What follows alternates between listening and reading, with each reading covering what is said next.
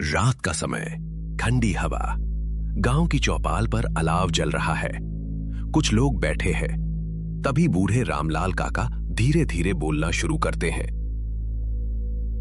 क्या तुम महसूस कर सकते हो? मेरे हाथ पांव अभी भी कांप रहे हैं जब मैं उन दिनों को याद करता हूं, जब यहां उसका आतंक था। कोई भी शाम के 7 बजे के बाद घर से बाहर नहीं निकलता था, क्योंकि जो निकलता था वो क्या?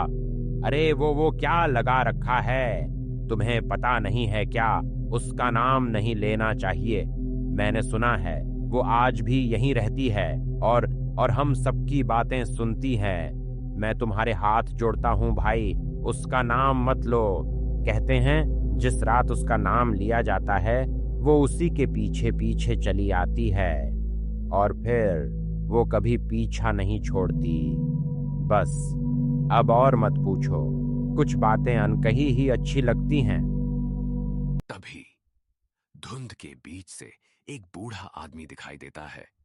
हाथ में लाठी, झुका हुआ शरीर, धीमे धीमे कदम। अरे अरे नहीं, ये तो हमारे गांव के ही काका हैं। तुम लोग बेकार में डर रहे हो। अब क्या बताएं भाई, उस घटना के बाद से हमारे अंदर ऐसा डर बैठ गया है कि कोई भी जरा सी सनसनी वाली चीज दिख जाए तो हमें उसी का डर लगने लगता है। अरे भाई, तुम लोग तो मुझे भी डरा दोगे। वैसे डर तो मुझे भी लग रहा है, लेकिन क्या करूं, मजबूरी में आना पड़ा। घर में राशन खत्म हो गया था तो तुम्हारी काकी ने मुझे भेज दिया। मैंने सोचा तुम लोग यहां बैठे हो तो थोड़ी देर यहीं बैठकर हवा खा लूं। लेकिन तुम लोग इतने डरे हुए क्यों हो? काका, हम लोग उसी रात की घटना के बारे में सोच रहे थे, जिसे याद करते ही हमारे रोंगटे खड़े हो जाते हैं। इतनी ठंड में भी मेरे तो पसीने निकलने लगे हैं। डर लग रहा है कहीं अगला नंबर मेरा ना हो। काका, आखिर उस रात हुआ क्या था जिसे याद करते ही आज भी हमारे रोंगटे खड़े हो जाते हैं? ऐसा क्या हुआ था कि पूरे गांव ने 7 बजे के बाद जंगल वाला रास्ता ही बंद कर दिया? बेटा, उस रात को मैं याद तो नहीं करना चाहता, लेकिन अगर तुम सच जानना चाहते हो तो बताऊंगा। पर तुम्हें बहुत ध्यान से सुनना होगा, क्योंकि जो मैं बताने जा रहा हूं वो इतनी डरावनी सच्चाई है कि सुनने के बाद तुम्हारे पांव जमीन पर नहीं टिकेंगे और शायद तुम घर से बाहर निकलने की हिम्मत भी ना कर पाओ। ठीक है काका, सुनाइए, हम तैयार हैं। आज सच जानकर ही रहेंगे।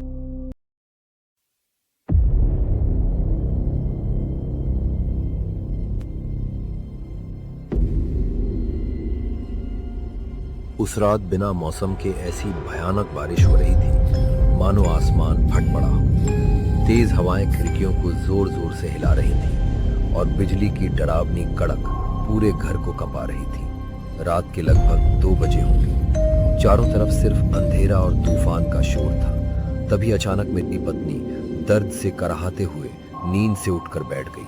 अजी सुनिए, सुनिए ना जी। क्या हुआ भाग्यवान, इतनी रात को क्यों जगी हो? आपको नींद नहीं आ रही क्या? सुनिए, मेरे पेट में बहुत तेज दर्द हो रहा है। ऐसा लग रहा है जैसे अंदर कुछ अजीब हरकत कर रहा हो। मुझे बहुत डर लग रहा है। इतनी रात में? हे भगवान। रुको भाग्यवान, तुम घबराओ मत। मैं अभी बगल वाले गांव से वैद्य जी को बुलाकर लाता हूँ। जल्दी आइएगा जी। पता नहीं क्यों मेरा मन बहुत घबरा रहा है। ऐसा लग रहा है जैसे इस घर में हमारे अलावा भी कोई है। मैं वहां से उठा और तेज बारिश के बीच अपने पड़ोसी को जगाने के लिए आगे बढ़ा। हाथ में पकड़ी लालटेन हवा की वजह से बार बार बुझने को हो रही थी। चारों तरफ घना अंधेरा था और सुनसान रास्ते पर सिर्फ बारिश और हवाओं की डरावनी आवाज गूंज रही थी।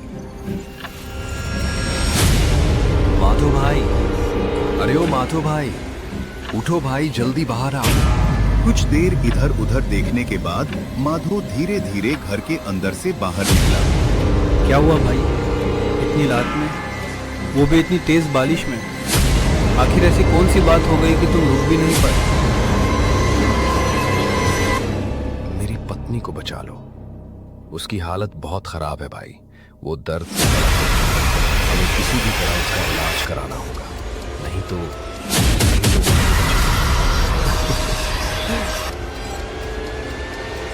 अरे भैया, ऐसा क्यों कह रहे हैं? मैं हूं ना।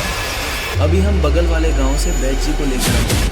भाभी जी अवश्य बचेंगे, आप चिंता मत करो। तुम बस मेरे साथ चलो, हम बैद जी को जरूर लेकर आएंगे। इतना कहकर हम दोनों उस भयानक बारिश और घने अंधेरे में आगे बढ़ चले। रास्ता पूरी तरह कीचड़ से भर चुका था। हर कदम पर पैर फिसलने का डर था, लेकिन मन में सिर्फ एक ही बात थी, किसी भी तरह बैद जी को लेकर आना ही होगा, वरना भाग्यवान की जान बचाना मुश्किल हो जाएगा।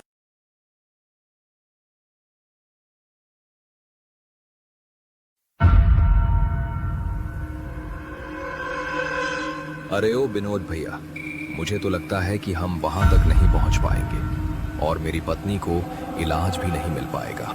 तुम चिंता क्यों करते हो भाई? मैं हूं ना तुम्हारे लिए जान भी दे दूंगा। तुम बिल्कुल चिंता मत करो, मैं अभी हूं। तुम्हें और भाभी को कुछ नहीं होने दूंगा। वैद्य जी को लाना मेरी जिम्मेदारी है। वे दोनों भारी बारिश में लगातार चले जा रहे थे। वे जंगल वाले शमशान के रास्ते से जा रहे थे, जहां डर के मारे कोई नहीं जाता था, क्योंकि जो भी उस रास्ते से गुजरता था वो भगवान को प्यारा हो जाता था।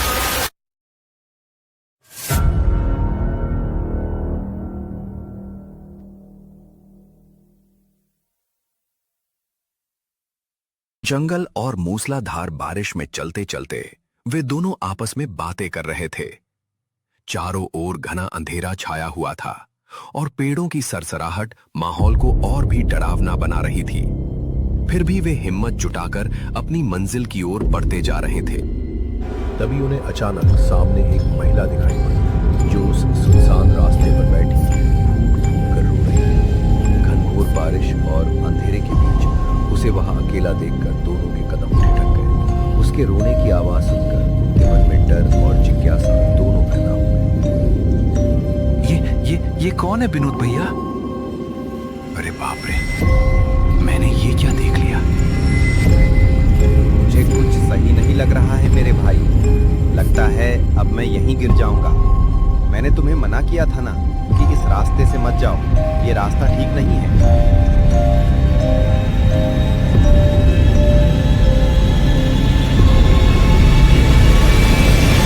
अरे ओ गांव वालों, घबराओ मत, मैं एक मुसाफिर हूँ। मैं बगल वाले गांव जा रही थी, लेकिन रास्ता भटक गई हूँ। कृपया मेरी मदद करो ताकि मैं अपने घर पहुँच सकूं। मेरी बहू की तबीयत बहुत खराब है, मुझे जल्दी पहुँचना होगा, नहीं तो न जाने उसके साथ क्या हो जाए।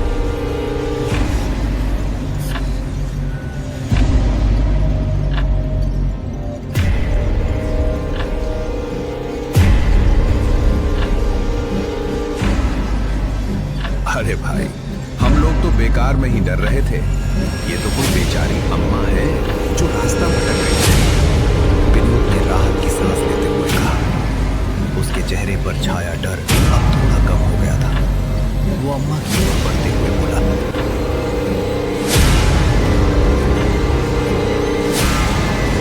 अम्मा, अब चिंता मत कीजिए, हम आपको सही रास्ता बताएंगे। पहले आप ये बताइए, आप इस सुनसान जंगल में क्या कर रही हैं? यहाँ तो आपके साथ कोई भी नहीं दिख रहा है।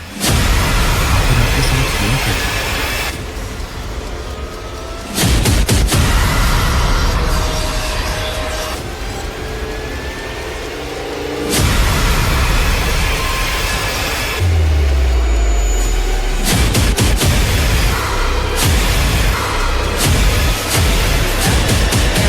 के लिए वैद्य जी को बुलाने निकली थी। मैं दिन में ही घर से निकली थी, लेकिन रास्ता भटक गई। देखते देखते शाम हो गई, फिर घना अंधेरा छा गया और मैं इस जंगल में आ पहुंची। क्या तुम लोग मुझे वैद्य जी का पता बता सकते हो? मेरी बहू की तबीयत बहुत खराब है, मुझे जल्दी से जल्दी वैद्य जी तक पहुंचना होगा। अगर देर हो गई तो न जाने क्या हो जाए। अम्मा की बात सुनकर विनोद और माधव एक दूसरे की ओर देखने लगे। उन्हें हैरानी हुई क्योंकि वे भी उसी वैद्य जी को लेने जा रहे थे। अब ये अजीब संयोग था या किसी बड़े रहस्य की शुरुआत, ये वे नहीं जानते थे।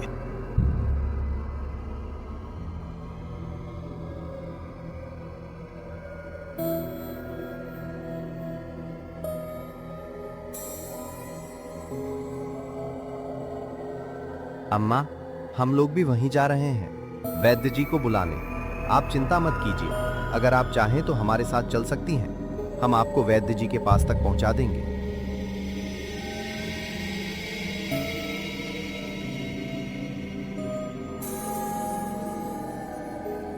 बेटा, मैं कैसे जाऊं?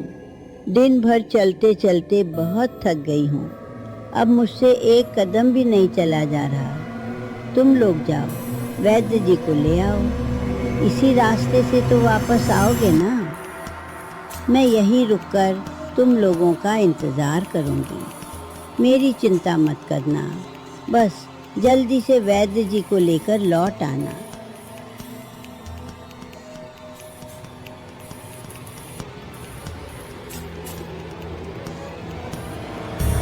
चल भैया, यहाँ से जल्दी चलते हैं। मुझे कुछ भी अच्छा नहीं लग रहा है। एक तो ये मूसलाधार बारिश वाली रात, ऊपर से ये घना अंधेरा जंगल। मेरा तो डर के मारे बुरा हाल हो रहा है। डर मत माधव, हमें किसी भी हाल में वैद्य जी को लेकर लौटना है। घर पर लोग हमारी राह देख रहे हैं। हिम्मत रख और मेरे साथ चलता रहे। ये कहकर दोनों बारिश में आगे बढ़ने लगे। घनघोर वर्षा के बीच उनके कदम तो आगे बढ़ रहे थे, लेकिन उनके दिलों में डर और घबराहट घर कर चुकी थी। उन्हें समझ नहीं आ रहा था कि आखिर उनके साथ हो क्या रहा है। चारों ओर घना अंधेरा फैला हुआ था। बारिश की बूंदें पेड़ों की पत्तियों से टकराकर अजीब अजीब आवाजें पैदा कर रही थीं। हर सरसराहट पर उन्हें ऐसा लगता मानो कोई उनका पीछा कर रहा हो।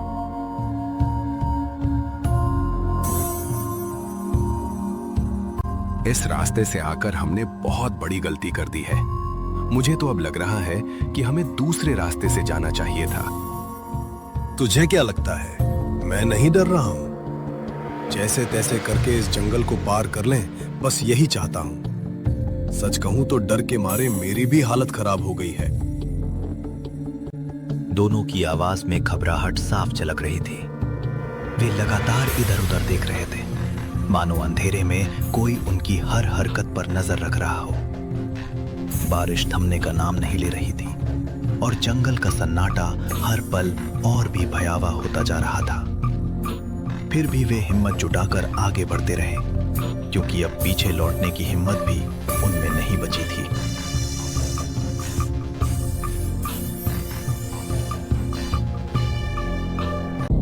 चलते चलते अचानक दोनों को ऐसा महसूस हुआ मानो किसी ने उन्हें पीछे से आवाज दी हो। अरे बेटा रुको, कहाँ जा रहे हो तुम लोग? इतनी रात में कहाँ से आ रहे हो? तुम दोनों बहुत परेशान लग रहे हो। अरे बाबा, मेरी पत्नी की तबीयत बहुत खराब है। वो कई दिनों से बीमार है। इसी वजह से मैं इस घनघोर बारिश और अंधेरी रात में वैद्य जी को बुलाने जा रहा हूँ।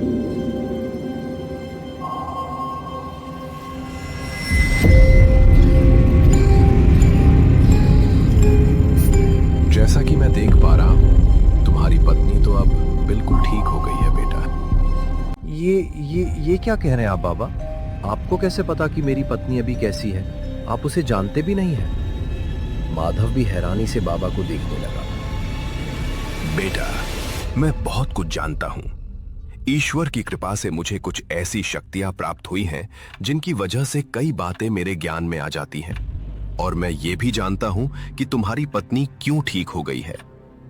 ऐसा क्या हुआ है बाबा जिससे वो अचानक बिना वैद्य जी के ही ठीक हो गई?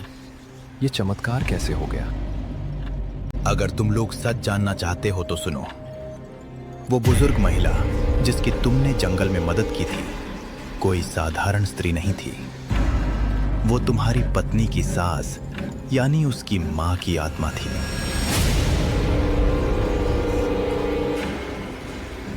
आज जब तुमने उसे ठुकराया नहीं, उसकी बात सुनी और उसकी सहायता करने का वचन दिया, तो उसकी वर्षों पुरानी व्यथा को कुछ शांति मिली। उसी ममता और आशीर्वाद के कारण तुम्हारी पत्नी की दशा सुधर गई। आज मुझे समझ आ गया कि किसी की मदद करना कितना बड़ा पुण्य होता है। अब से मैं हर जरूरतमंद की मदद करूंगा, चाहे वह कोई भी हो। किसी को भी निराश होकर अपने दरवाजे से वापस नहीं लौटाऊंगा। भैया, शायद यही वो सीख है जो हमें आज इस डरावनी रात से मिली है। इंसान की पहचान उसके धन या ताकत से नहीं, बल्कि उसके अच्छे कर्मों से होती है।